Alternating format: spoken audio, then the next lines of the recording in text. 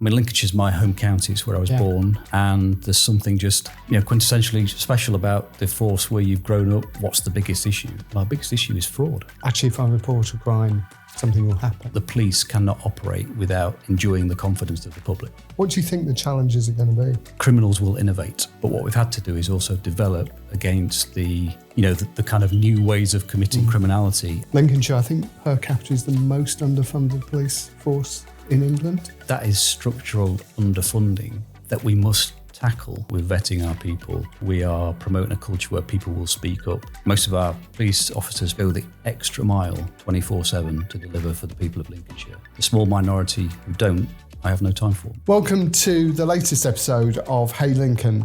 In today's podcast, we hear from Paul Gibson, Chief Constable of Lincolnshire Police, about safety in the city, the challenges of funding, the importance of partnership with the public in tackling crime and keeping our community safe.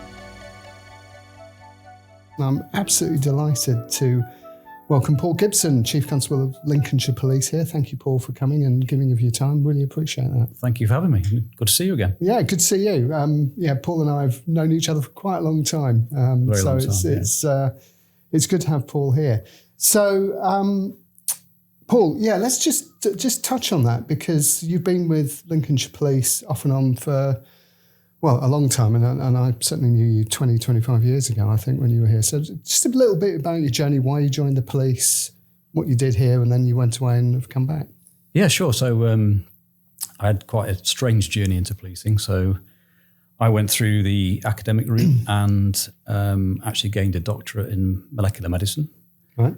And I, at the time, had won a scholarship from Zeneca Pharmaceuticals, and I decided that policing was something that I always wanted to do. And so I made the kind of decision at that point to join, and joined Lincolnshire. Started in Grantham in 1998, something like that. And then I've pretty much served in all places, at all ranks, in most disciplines, up until 2017, where I went off to Derbyshire Constabulary for a while. I then led East Midlands Special Operations Unit for 3 years. Short stint as chief in Northampton, then came back here. And Lincolnshire's my home county. It's where I was born. And there's something just, I guess, quintessentially special about the force where you've grown up, where you've honed your trade, and particularly where you've got a vested interest, because it's where, you and your family were born and have grown up. Yeah, and I think that's interesting, because you and I were worked together when I was in a different role at the City Council. At a time when the city was changing quite significantly and very rapidly, I think, and there were a lot of challenges around the nighttime economy and safety and security. So the city, you've seen the city and the county change so much over the years, and what's been the impact in terms of how policing has had to adapt to that? I think that what we're seeing now is increasing demand. So the volume that is coming through to us is ever increasing. But what also comes with that is a level of complexity. So I think as chief here, a big part of my role is prioritizing, where do we put our resources? Our resources are not infinite, and we need to make a choice of where we invest. And I guess there's always that trade-off between, the public understandably wanting visibility, wanting presence, wanting to see a uniform in the village or town where they live. But on the other side of that, we have the hidden harm. So, where children have been abused online, where, sexual offences are being committed.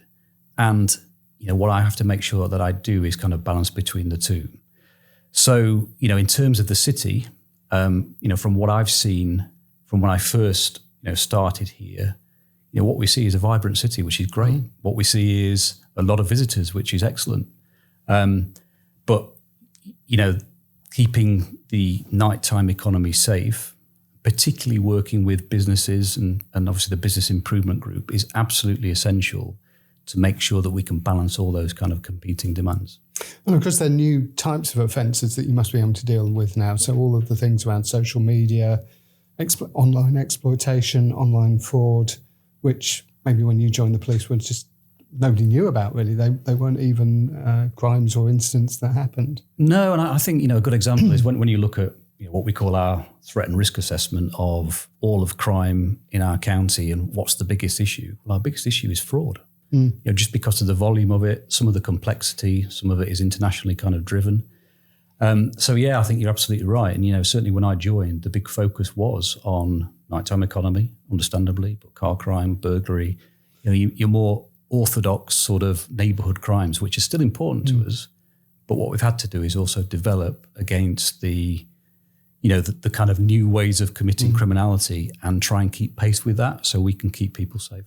And constantly having to respond to the Home Office, no doubt, who are telling you what they want you to do and what you should be focusing on. And you've then got the pressure of the public saying, well, as you say, I want to see a police officer on my street corner, please. And I think, a great example is violence against women and girls. Some of the kind of heinous crimes that we've seen in the Met by, serving police officers. And I'm not saying it's just in the Met, because we always have an element of people who do not adhere to our values. But from that, we've obviously got a big program that's come through from the Home Office, from the National Police Chiefs Council, quite rightly, championing the need to be able to prevent violence against women and girls and to be able to deal with perpetrators. The thing is that every police force, as you know, is a different size, is differently resourced. And again, it's always a question of being able to prioritise where you can actually best invest your resources for the best effect. And just on that topic of resources, I know from our previous conversations, Lincolnshire, I think, per capita is the most underfunded police force in England. So that must that creates an additional challenge. But I know you and the Police and Crime Commissioner are really pushing government to review that and to maybe put more resources back into Lincolnshire. Yeah, and I knew that when I came back to the county, that would be a significant challenge because it has been perennially for many, many years. I wish we didn't have to talk about it so much because actually it probably takes us away from being able to talk about the good stuff that we do in keeping people safe and looking after victims. That said, and I know we've spoken about this before, when we look at the funding formula and we are grouped into 6 or 7 similar force groups, if we were the most kind of funded group, I shan't kind of name the county, but we would have an extra 1,000 officers. And so that'd be about double, getting on for double your current. Yeah, so we've got 1,186 officers at the moment. Yeah. So, that's seismic in terms of difference. Absolutely. And that is structural underfunding that we must tackle.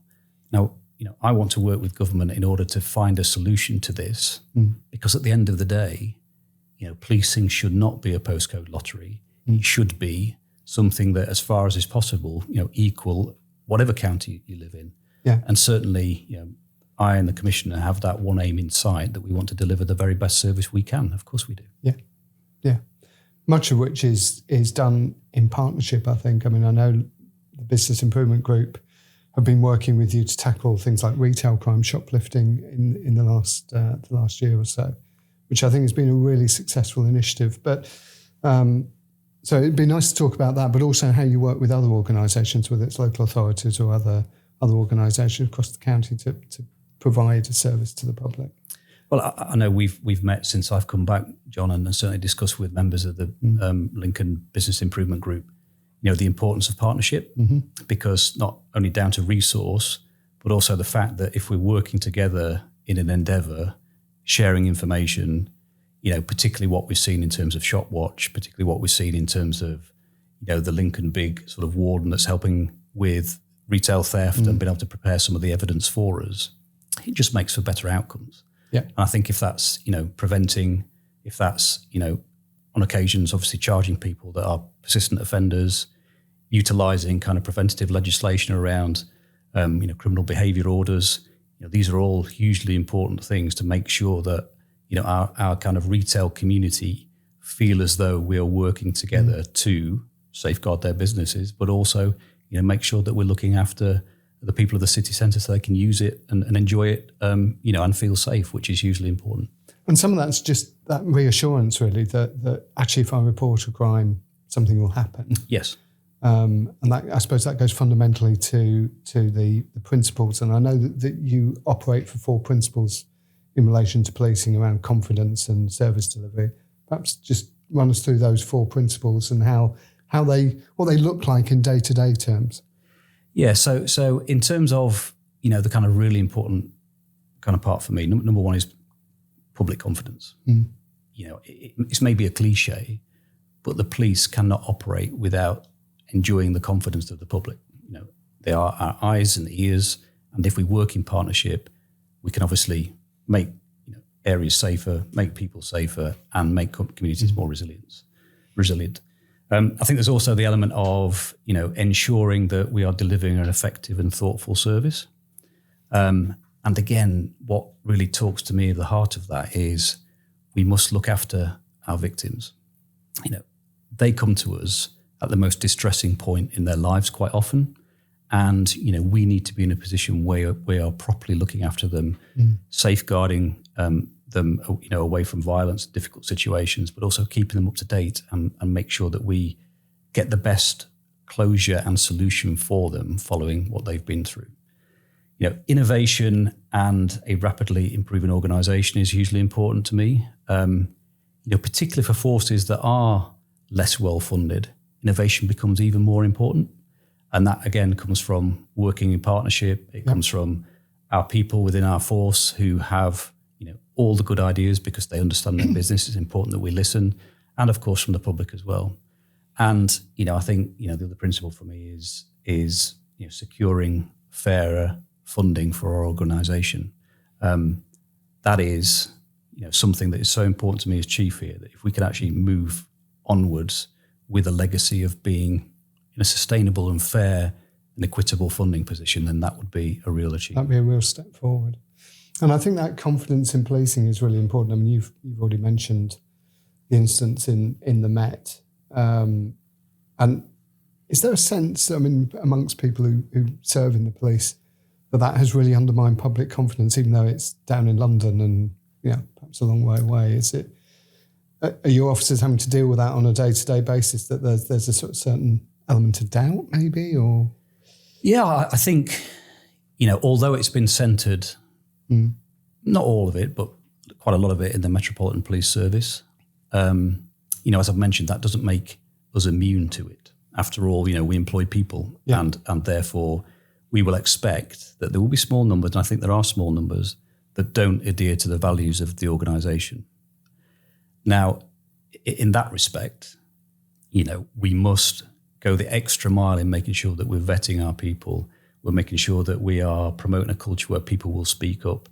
We listen carefully to the public around complaints. There's been a hotline that's been launched quite recently around kind of corruption.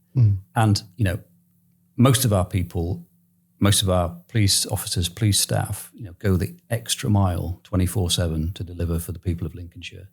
The small minority who don't, I have no time for. And I wouldn't hesitate in removing from the organisation, because public confidence is our absolute bedrock and foundation. It's got to underpin everything you do, really. Absolutely. Whether it's victims of crime or it's the people who witness crimes need to be able to believe that things will happen. Yeah, absolutely so. Yeah. And then neighbourhood policing, because although obviously Lincoln Big is focused on the city centre, the people who come into the city often live in the neighbourhood surrounding the centre.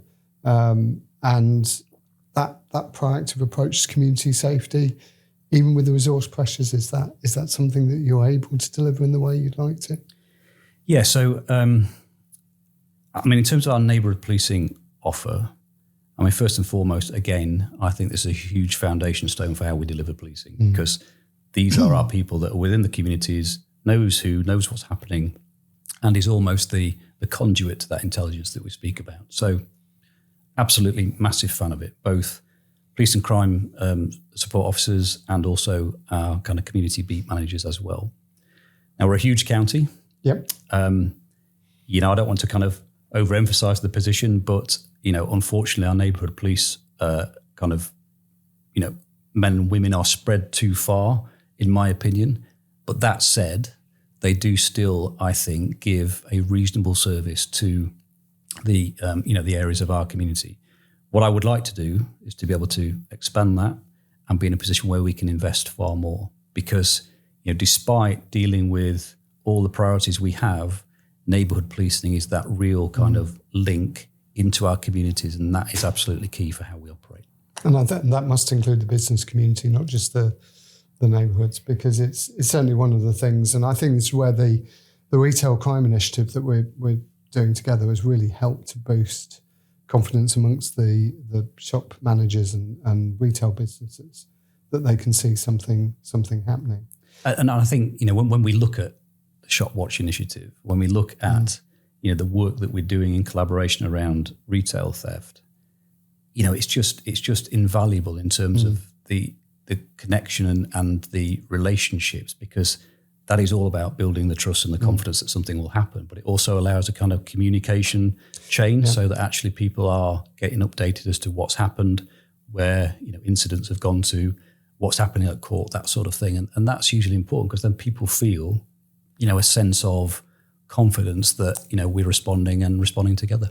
I think Lincoln, I'm not sure whether I'm absolutely right on this, but I know Lincoln was one of the first cities to put CCTV in all those years ago. And I think things like the CCTV system, the shop radios, and the work we do in partnership with you, it really helps to create that sense that Lincoln is actually a very safe city. I know there are dreadful, awful incidents that do happen and people who are sadly victims of crime, but it is actually a bit of a rarity. I think Lincoln is quite a safe place to come. Yeah, it is. And when you look at our sort of crime levels, what we've seen over the past 2 years is sustainable decreases in most crime types, and certainly in overall crime. I think it was, off the top of my head, kind of 4% last year. We're around about 6% this year.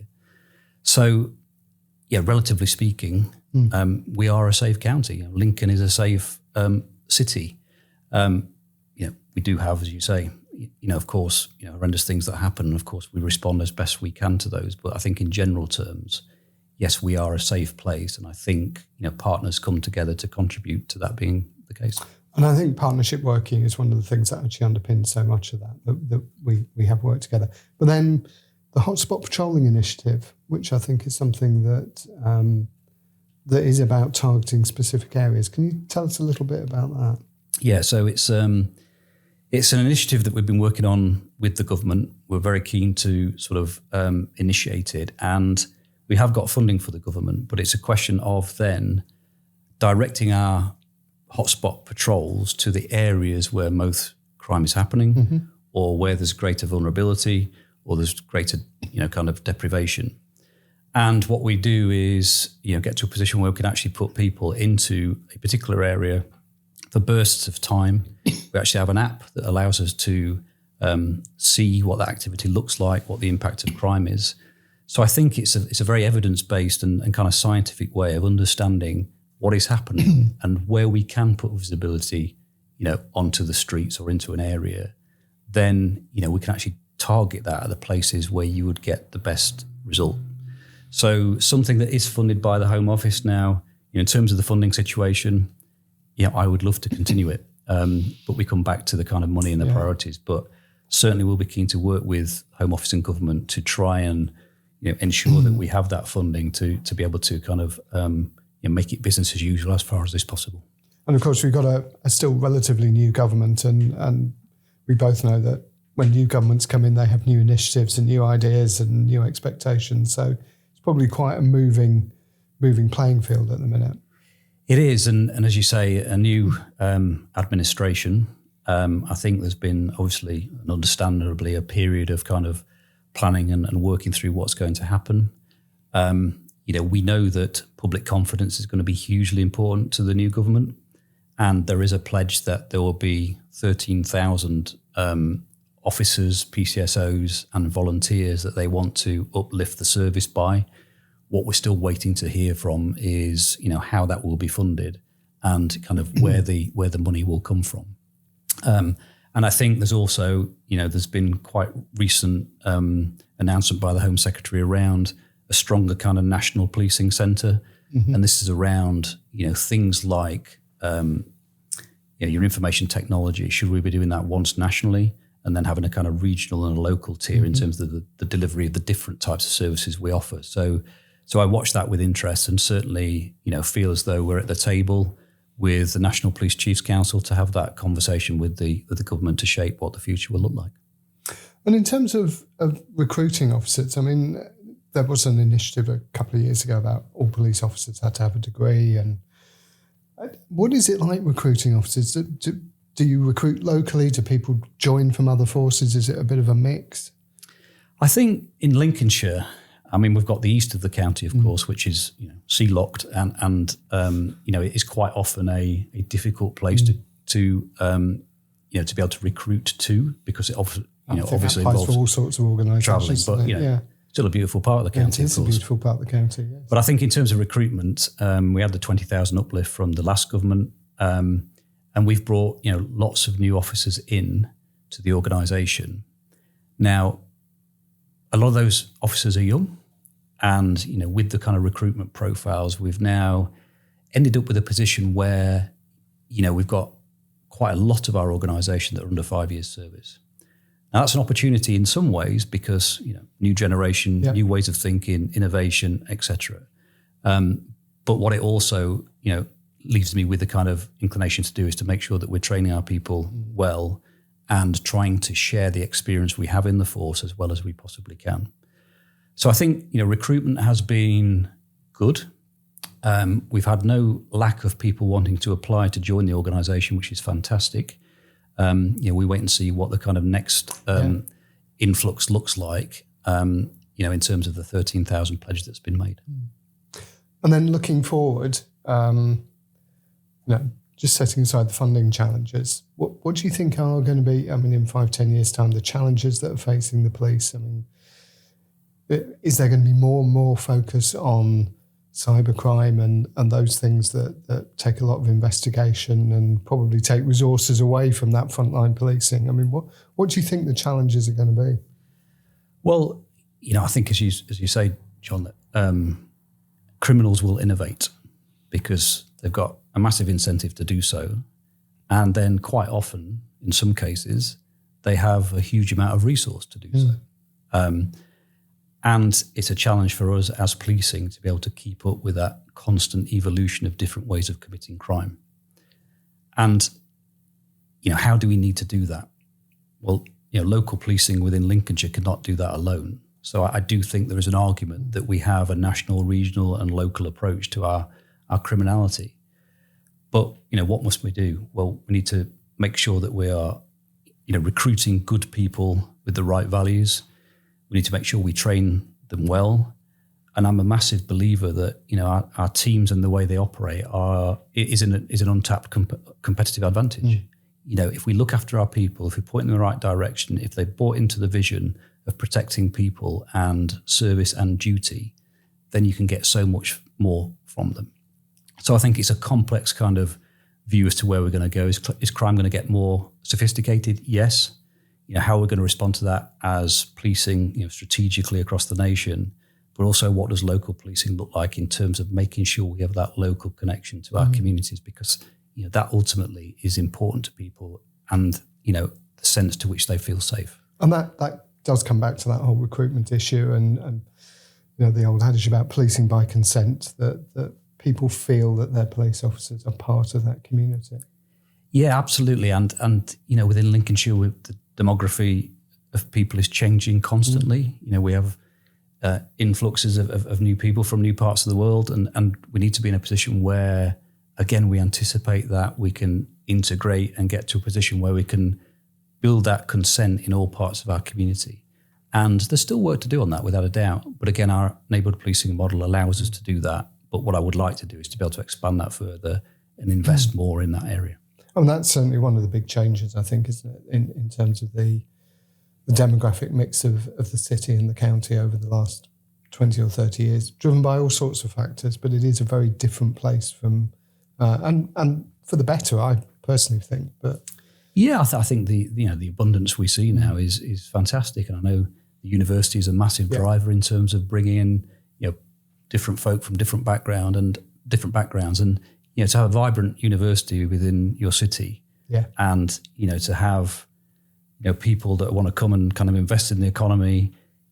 That's what we're about, isn't it? And to allow that to happen, working with the business improvement group and the business community is hugely important to policing as well. Brilliant.